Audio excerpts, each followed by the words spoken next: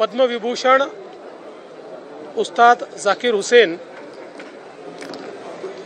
यांचा निधन झाल्याची बातमी ही समजली।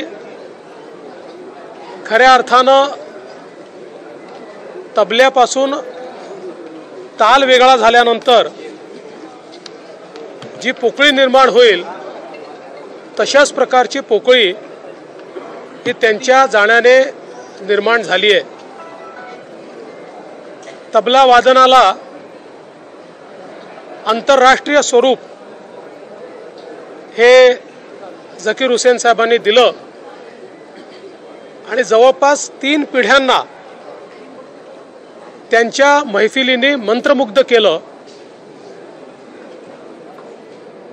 त्यांचा तो बाज,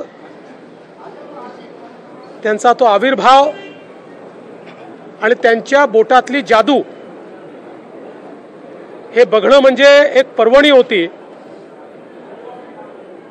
आणि लाखो लाखो तरुणांना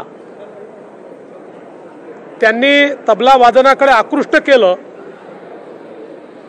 आणि प्रत्येक तबला वादकाचा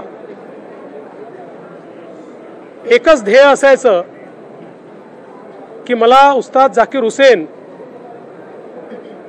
यांच्यासारखा तबला वाजवायचा आहे। खरं तर मी असं म्हणेन की ही अशी क्षती आहे की जी कधी भरून निघू शकत नाही। त्यांच्याकडनं प्रेरणा घेतलेले त्यांच्या कुटुंबातील मंडळी असतील किंवा इतरही अनेक शिष्य असतील, यांच्या माध्यमातनं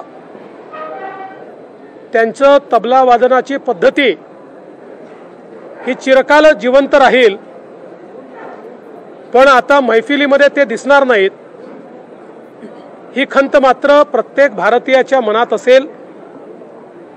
मी त्यांना मनापासनं श्रद्धांजली अर्पण करतो आणि त्यांच्या कुटुंबाच्या दुःखामध्ये आम्ही सर्व शामिल आहोत एवढंच या प्रसंगी बोलतो। सर, काल तुम्ही विरोधी पक्षाला आवाहन केलेलं होतं की माध्यमांमध्ये नव्हे तर विधिमंडळ